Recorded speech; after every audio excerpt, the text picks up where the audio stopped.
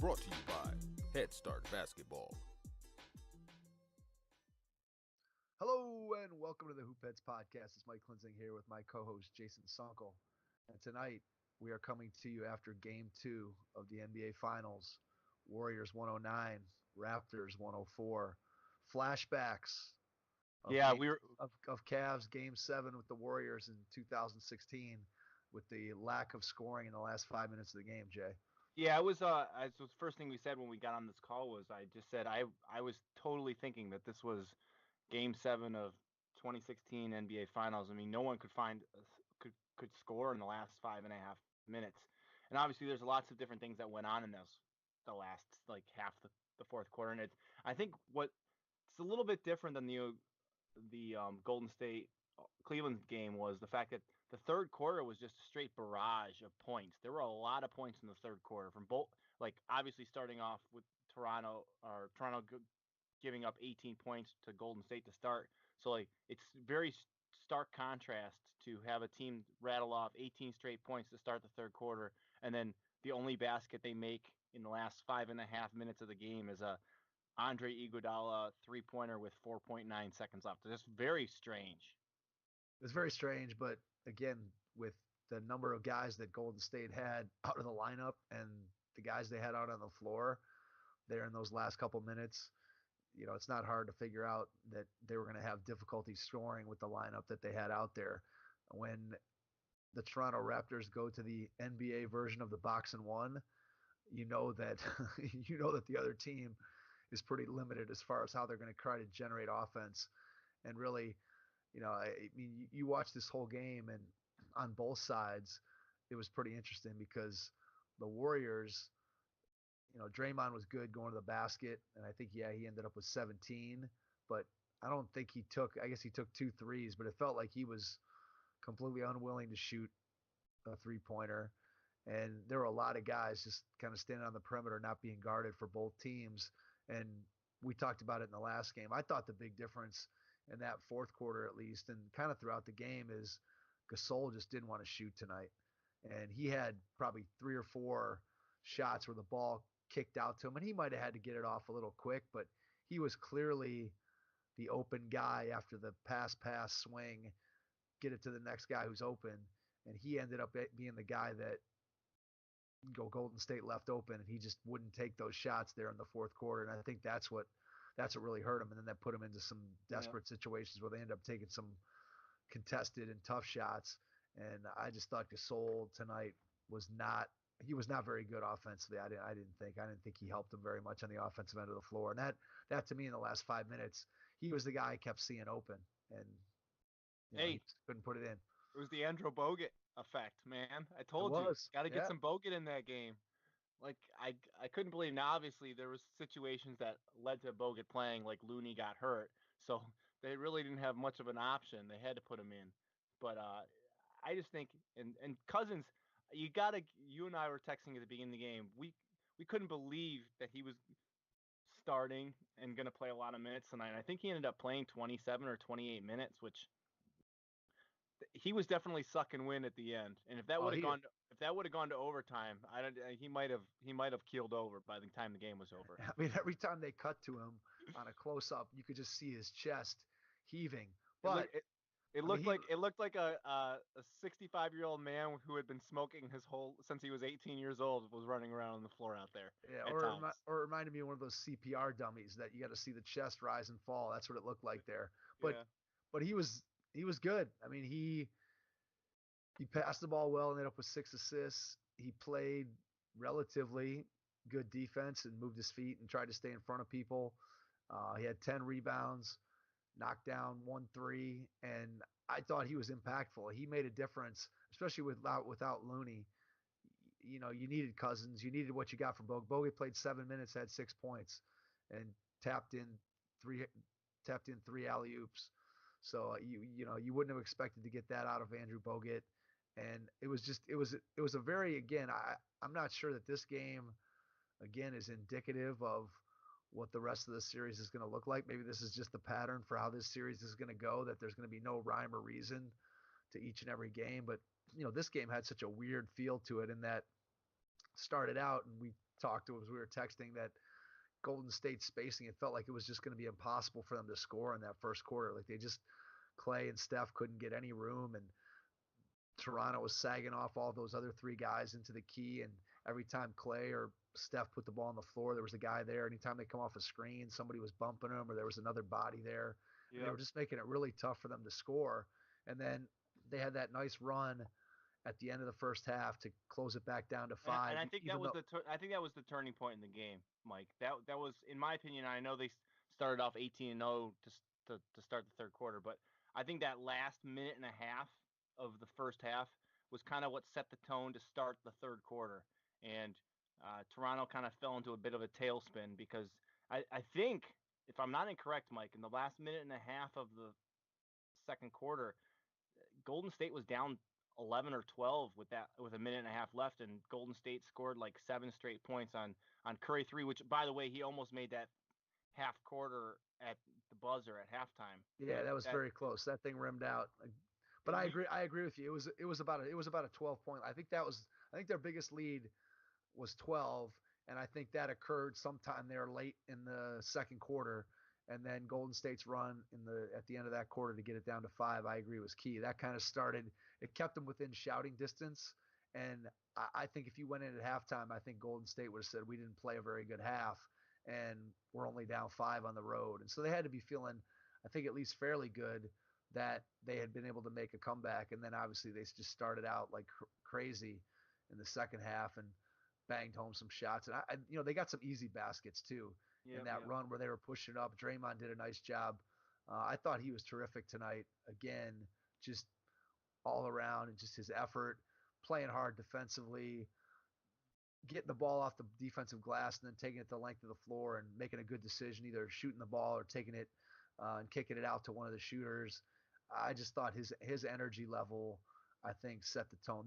They're so much better when he's playing like that, and he creates so many things for so many other people, and especially when he's flying around in the defensive end too.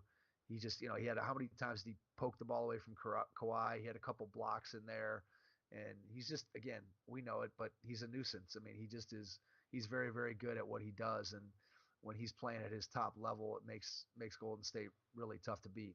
Yeah, I definitely thought Draymond, obviously he didn't score the most points on the team, but I think Draymond was the engine that had that team win that game tonight.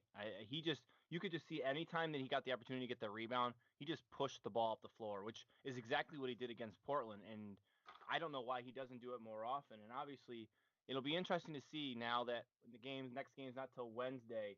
Uh, will Kevin Durant play? He seems to be walking around just fine. I don't know if you saw him walking around the back. Hey, saw him on the telecast tonight, so we knew he was in the arena tonight.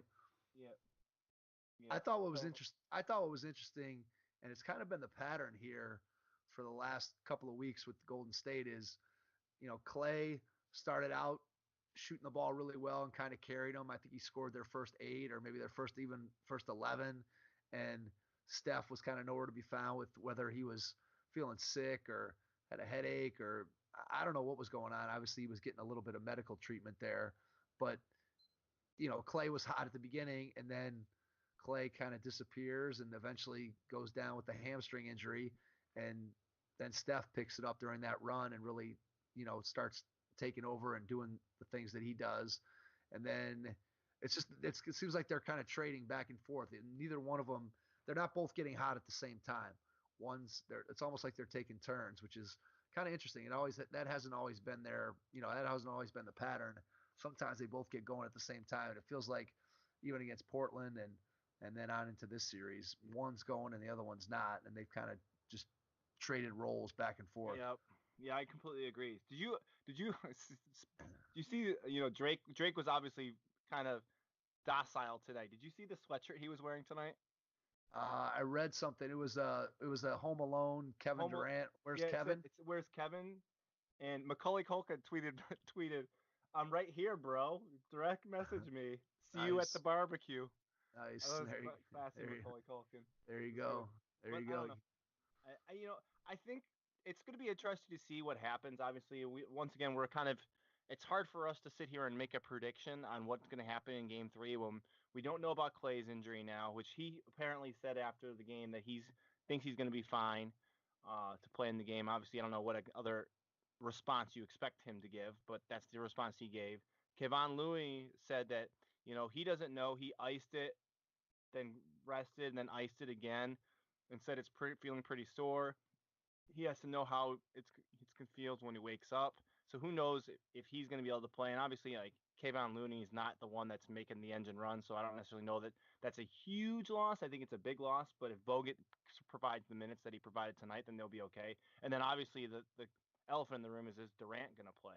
So I don't know that we can really make a prediction on what's going to happen. I mean, I still think Golden State will win the next game, but who knows what kind of uh, corp they're going to send out there. Like who's going to be out there to play? That's really all we don't know. Yeah, what bodies? I mean, it's interesting. Like Jordan Bell started the last game, played 0 minutes tonight. This is the first we've seen of Bogut, and again, it felt like he played a bigger role than what he did. He only scored, he only played 7 minutes, but it felt like he was out Well, there. he had 6 points, and I think all of them were on alley oops, right? They were, but still, it felt like he was out there for longer than 7 minutes. Quinn Cook hit a couple of big threes. Yep, he was huge. He played really well. He played 21 minutes and he did a really nice job. I thought Livingston was good tonight too. Did you hear him talking like this is going to be the it for Livingston? Yeah, I thought that was weird. I think his contract is up, so it'd be interesting. I mean, he clearly is not as good as he was when this run started, but hard to I think he's believe still that. serviceable. Someone Yeah, has. hard to believe that he wouldn't, want to come back. But again, who knows? We have no Maybe idea. he's got that knee's just nagging him at this Could point, could well be. and he suffered that devastating injury his rookie year. So I Yep. don't know. Yeah, who knows? Well, we've talked a little bit about Golden State. I'd flip it around. Let's look at what Toronto did. I guess we talked about Gasol and how I felt like he was. I don't know, I thought he was instrumental in the Raptors' loss tonight and not taking shots that he needed to take, and the ones that he took in Game 1. I just didn't think he was as aggressive offensively, Well, looking to take shots. So that was one big difference. And I know I said before after Game 1 that I thought Siakam, Gasol, and Van Vliet probably wouldn't get to those scoring totals again for the rest of the series. Van Vliet made me look bad because he scored 17, but he was 2 of 8 from three, and he missed missed quite a three few. down the stretch, Yeah, right down the stretch. he missed quite a few in the second half that were wide open. But I still thought he played well. I mean, he's definitely making Steph work, and he played a good game. Siakam was not nearly as effective as he was in Game 1. He's 5 for 18 tonight, That and dunk he had though was pretty crazy. he was way up there on that alley oop dunk. There's no doubt he was way up. But he missed quite a few easy shots, and just wasn't as he just didn't look as confident and as aggressive as he was in Game 1. And obviously, the difference between shooting 14 for 17 and 5 for 18, there's a huge difference there. So Yep. he didn't play as well. Gasol didn't play as well. Lowry fouled out. Oh God, that was the stupidest foul. It was a dumb foul, and clearly, I mean, you watch it live, and those are plays that you're not sure. Did he get the ball? Did he just get his hand? I mean, when you saw it on replay, he clearly got his entire arm, didn't even touch the ball, so it was clearly a foul, and it's a stupid way to foul out with your sixth foul. It's one thing right there to go for that play if you have two fouls. It's another thing when you have five and you're the team leader to reach in on that play. That's something that you try to teach kids that are in fourth, fifth, sixth grade that hey, when you have four fouls and you can foul out on the fifth one, you don't want to be reaching in right there in front of the official where you put the call in their hands. And clearly that's what he did, and that was not a good play. And I didn't think Lowry was as impactful tonight as he was in Game 1. It just didn't seem like he had the same kind of impact on the game that he did in that first one. And so Kawhi was great and went 16 for 16 from the line, which by the way, I find his free throws to be fascinating. Dude, because he likes a liner. It's like a liner. Yeah, it's like a total line drive, but even when he does, I mean, he almost never hits the rim. I mean, it's almost just boom and in. But when he does, he still gets that roll like he got against Philly, where the ball bounces around. He's got beautiful rotation on his shot, and but it's such a line drive that I'm always amazed that he's shooting the ball as well as he does with the limited amount of arc that he puts on the ball. But anyway, he was terrific tonight, so strong. I know we talked about it when we were talking about the Milwaukee series, but I mean the way guys just bang off of him when he goes in there and he throws a shoulder or pushes off of the forearm. Yeah, yeah. He's just, he's incredible. He had 14 rebounds tonight too. And again, this series comes down to, I think, which team makes shots and which team's role players play better. And tonight, Golden State's role players played better than the Raptors' role players. And at key moments when baskets were needed to be made, Toronto just didn't knock them in. When they had open shots there in the last 5 minutes of the game, and then during that 18-0 run, I think a lot of that was the Warriors' defense, and then getting out and pushing it. And so,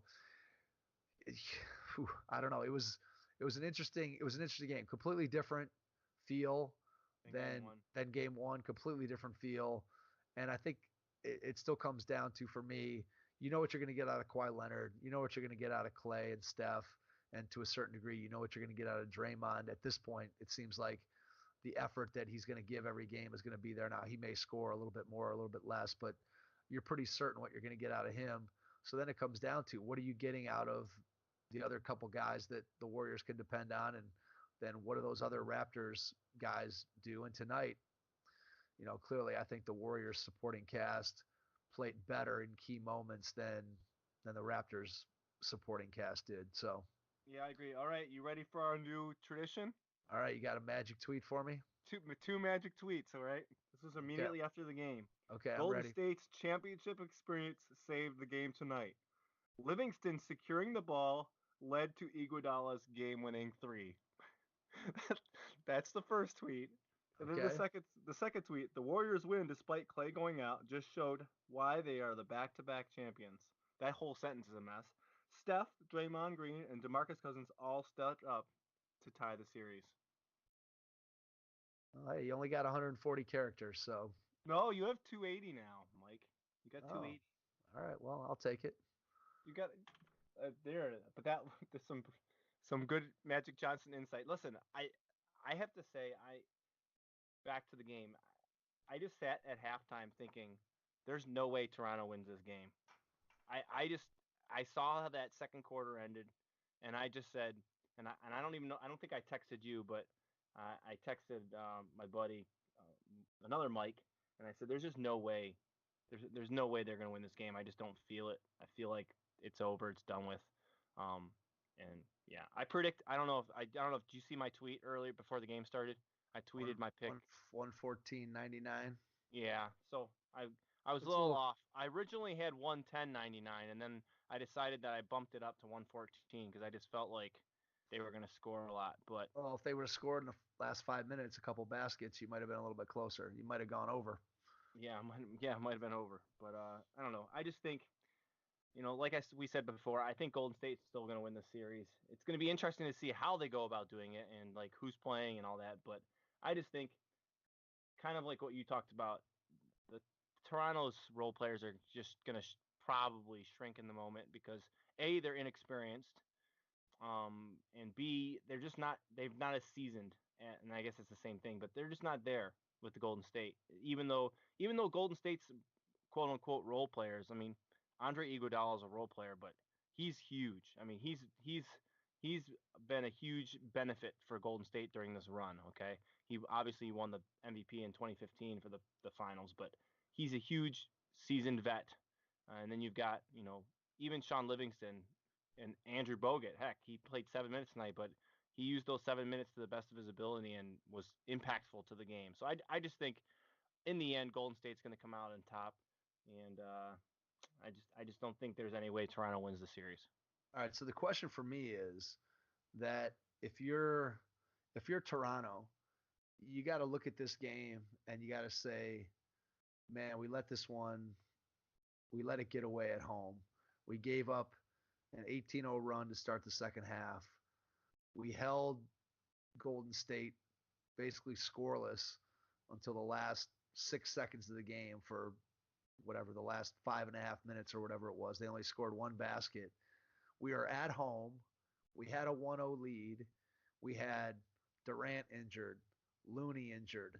Iguodala went out in the first half. Clay's in the locker room as the game finishes, and we still couldn't win. And so my question is, psychologically, now you got to feel like if you're Toronto that you blew that game. So now you're looking at we got to go back to Oakland for 2 games. And if we don't get one of those 2 games, the series is clearly over. I mean, there's no way that, no offense to the 3-1 deficit here and the Cavs coming back Come from on, a 3-1, baby. Let's do it. the Cavs coming back from a 3-1 deficit. I don't think Toronto's going to come back from a 3-1 deficit if they go down 3-1. And I just wonder where's their psychological makeup as far as being able to bounce back from losing that game at home that they clearly, I think in their mind, I don't know how, if you're them, you don't feel like you should have won that game. Now, obviously they fell down 2-0 to the Bucks, came back and won 4 in a row. So is it Bucks possible? are not the Warriors though, Mike. The Bucks are not the Bucks are not the Warriors. They're not the Warriors in terms of talent, and they're not the Warriors in terms of what you just talked about, which is experience and resiliency and all those types of things that a championship team 3 out of the last 4 years has, that clearly a team that's just coming up and getting their first experience in the postseason. The comparison there is not accurate. But the fact remains, if you're Toronto, you can maybe talk yourself into, hey, we came back down from 0-2 against a team that had the best regular season record.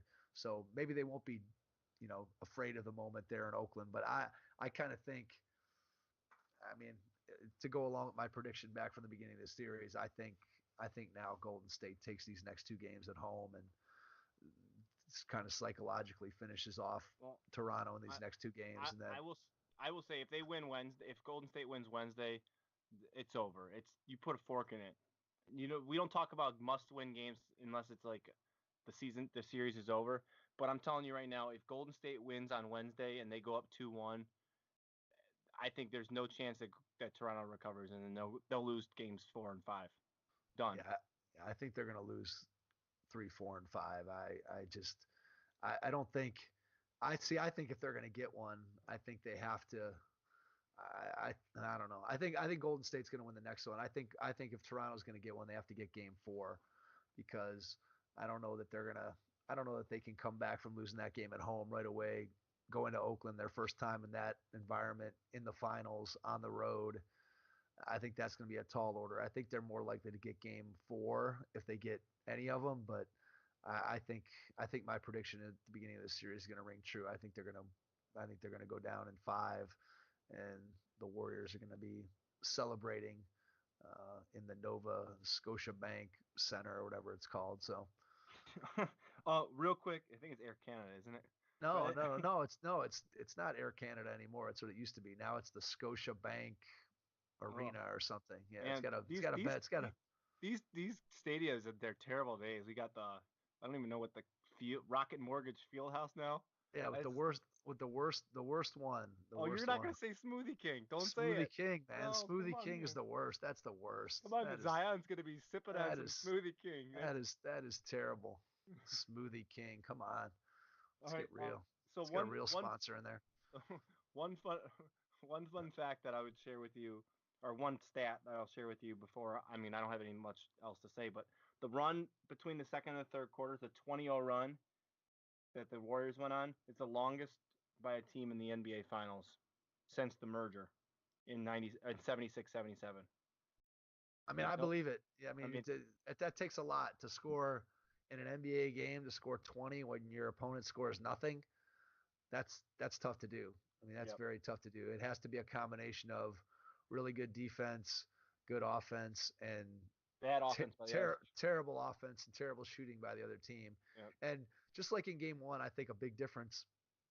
Game 1, it felt like every time there was that potential for a run, somebody from Toronto hit a big shot or a tough shot or a crazy shot that stopped the Warriors' momentum. And also the Warriors, when they had it, we talked about it in the last podcast, after, during Game 1, when they had chances to make a shot to cut it to 2 or cut it to 3. They miss 3 or 4 opportunities like that.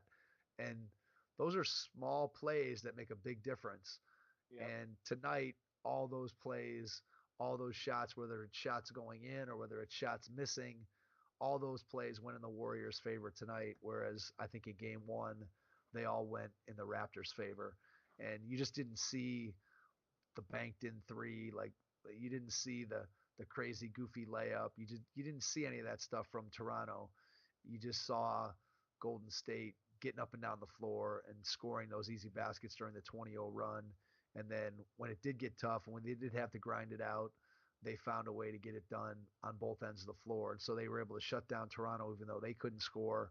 And like I said, I think they left the right people open, and those guys just didn't knock down shots. They made it tough on Kawhi, and I know he scored 34, but you know, he did most of his damage at the free throw line. They didn't give him easy stuff. He only made 8 field goals, made 2 threes, and they made him work. And those other guys just didn't bring enough to the table for Toronto to be able to pull it out. So that's what happens. And I think that's how, we said it before the series, we said it after game 1, and I'll continue to say it. I think whichever teams, quote, role players play better, I think that's the team that's going to win the series, because we know what we're going to get from the best players. You know what you're getting from Kawhi. You know what you're getting from Steph and Clay and Draymond at this point.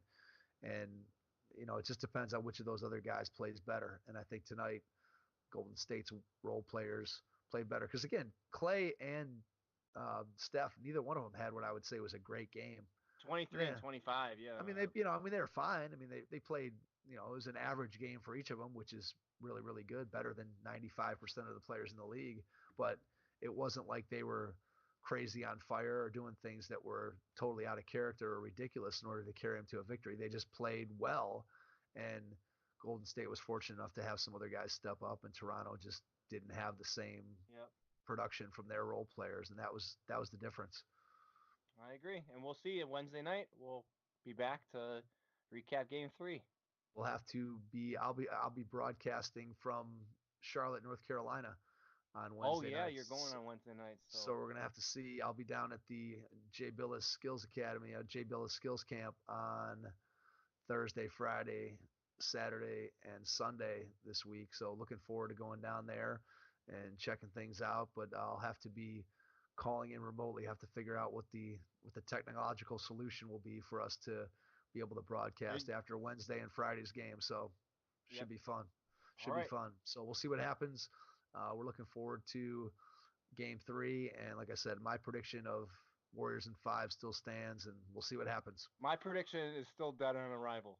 Yours is dead on arrival, but I'd say if you get the gentleman's sweep, we can at least give you some credit for that. So all right, everybody, thanks for listening, and we will catch you on our next episode. Thanks.